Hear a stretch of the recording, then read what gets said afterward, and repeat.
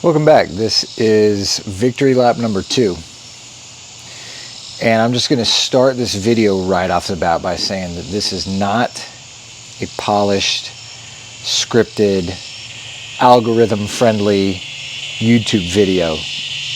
This is very raw. Call it a vibe. If you are in the middle of a busy, crazy day and you're trying to be productive and absorb real estate development information and all of that, this is not the video you're looking for. It might be the channel you're looking for, but this ain't the video. Victory lap is, it's Sunday night right now, and it is time for reflection and a cigar and gratitude and trying to reflect and think and grow. And I'm smoking a Nub Maduro, by the way. I don't know if I can get that to focus. Come on. Nub Maduro. Anyway, that's what I'm smoking. I like these. Now, I actually have not had the Maduro. I've had several others, but I like these because, man, I'm a family man. I got 3 kids with very full schedules, and I got a wife who I actually like and care about, want to spend time with. And so particularly during the week and the evenings, I don't always have time for a good hour and a half long cigar, and I like these nubs because I can smoke them in 40-45 minutes. So V-cut. So anyway, this is not a get a bunch of views, grow my channel type of video, right? This is where we reflect.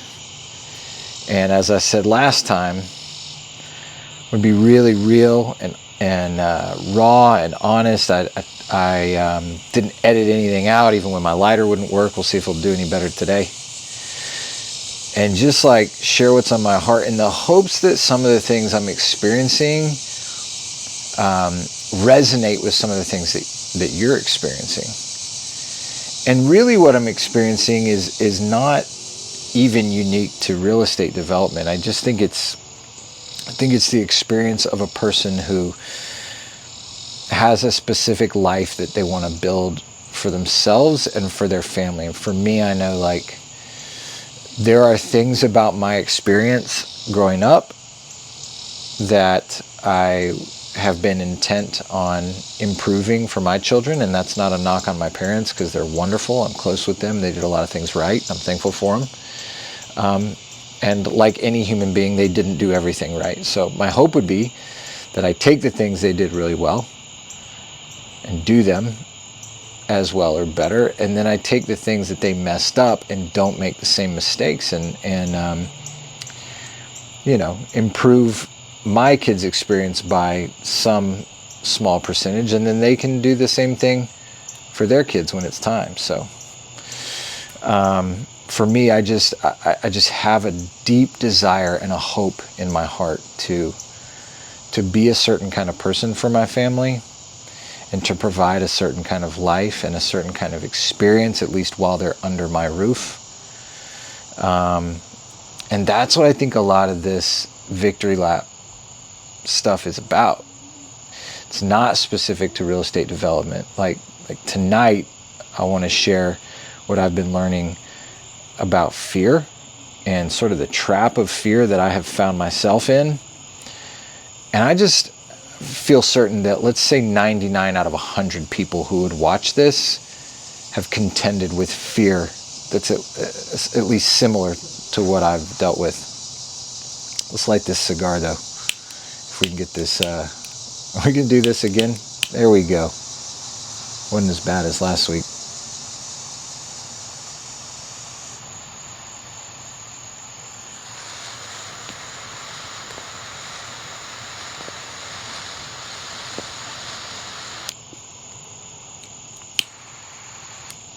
Thing's spicy.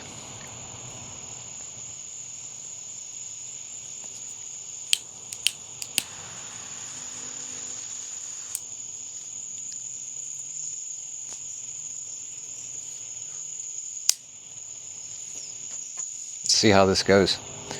Last week, if I remember correctly, last week I smoked an Oliva. Shoot, I can't remember what it was. It was so good though. Whatever it was, I'm going to go buy more of them. I loved it. So I realized not very long ago, and like a theme on this channel right now, I hope this is a helpful theme. So years ago, I started my company and had some early wins. And for me, doing what I was doing, the hope was to create financial freedom, and really even more than that, and they're connected, like time freedom. I just want to be available to my family, and I want to be able to give them a certain lifestyle. And it's not a particularly elaborate lifestyle. Hey. No, I'm doing a video. You can sit and listen if you want. No? All right. See ya. That was it's my son. He is 11. He's a stud. So I started this, and I wanted to provide these things for my family. And like I said, it's not an elaborate lifestyle. It is, but the difference that I'd like to create is that for at least portions of my upbringing, I was pretty keenly aware that like we can't do X, Y, and Z, or we can't have X, Y, and Z. We were pretty limited financially. After my parents went through a divorce, there were some negative financial ramifications that definitely had an effect on me. And it had an effect on them, and I could see that. And so a lot of that I have hoped to do differently, right? And so fear. So I started this company. I had some early wins. And then starting a little under 3 years ago, I went into this really intense time of trial, I guess. Like, it's been really difficult. What I realized recently is that through that, I really reprogrammed my brain, not on purpose, to be heavily fear-oriented. There was so much fear, so much worry, that I basically spent a couple years in fight or flight mode, right? In panic mode. And the pattern that I finally recognized fairly recently was that I spent a lot of time and energy and made a lot of decisions based on fear that was not of real problems. It was fear of imagined future possible problems. So an example would be like, a neighbor reaches out next to one of the jobs that I'm doing, and they're like frustrated about such and such on the property line, right? And I would go from that to like them suing me and winning and wiping me out, and my family has to sell our house, and we're destitute, and we're living in, my parents' basement or with my in-laws, or like just my whole life from this call from a neighbor would just disintegrate, right? And everything, it's not about the material possessions. It's not the house. It's everything that I hoped for and wanted for my family is up in smoke. It's gone. And the problem with that is that I got into a pattern of making decisions based on those fears.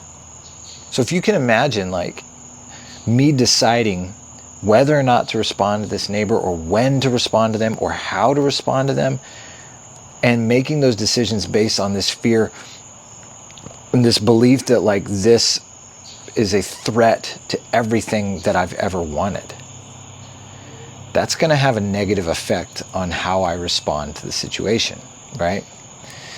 And I finally, and I wish I had noticed it sooner or realized it sooner, but like I finally saw the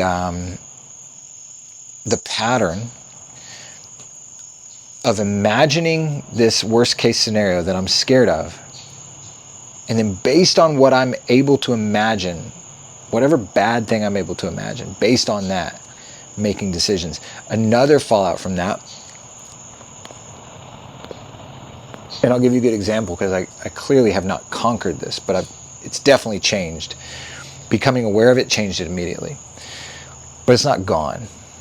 So just yesterday, I had to have a call. We've got a property that we're right on a razor's edge of like, if we sell it for around where we're at, we'll make it out like maybe with a small loss, but a loss that we can handle. Or we're right on the edge, right? Probably not going to make money, but maybe not going to lose that much. But we've got a good strategy right now where we're going to it's 2 units. The project is 2 units. We're going to keep one, hold it as a rental for a couple years with the expectation that it increases and offsets any loss we might experience when we sell the first one. Well, I have interest from somebody in the rental side, and I was so nervous and fearful about, like, we're so on the edge that I need it to go a certain way, that I was therefore so fearful to call the person that I put it off for hours. Should have called them earlier in the day. I finally did. And the way that I did was that I recognized and basically told myself, like, hey, you're doing it again. You're not calling them because you're so scared of the outcome. The only way that I'm going to figure out the outcome is just freaking call them and get the information, and then I can begin to make decisions. So what's been helpful to me is 2 things, and I'm going to share this in the hopes that the few of you that watch this will speak to somebody. 2 things have been helpful. The first thing that's been helpful is that in the Bible, it says over and over and over. Some people say it says it 365 times. It depends on what translation of the Bible, yada, yada. It doesn't matter. It says it a bunch. It says, do not fear. Fear not. And finally I thought, well, what if I took that to heart and just said, okay, I won't. The person who invented the universe says, stop fearing. What if I just said, all right, I don't understand why I shouldn't be afraid, but I'll just believe you. I'm not going to do it anymore. I'm not going to indulge those thoughts. Let me delineate here. It doesn't mean don't care about problems. I'm not talking about actual problems, right? I have concerns about that property, and I can address those concerns by coming up with a strategy to rent it or whatever. That's different than fear, which is just imagining this thing that could happen maybe and being terrified. So thought number 1 that was really helpful was, what if I just decide as the CEO of my life, what if I just made an executive decision to myself, to all the people that are me, that work for me in my life, and said, hey, new company policy for Brian Bandas. We don't do that anymore. We don't fear. We don't spend time imagining bad things that could happen and just ruminating on them and imagining them, being scared of them and worrying about them. They're not real. If they become real, we will then address them. But they're not real. And I made that decision. It was actually a conscious, I call it an executive decision.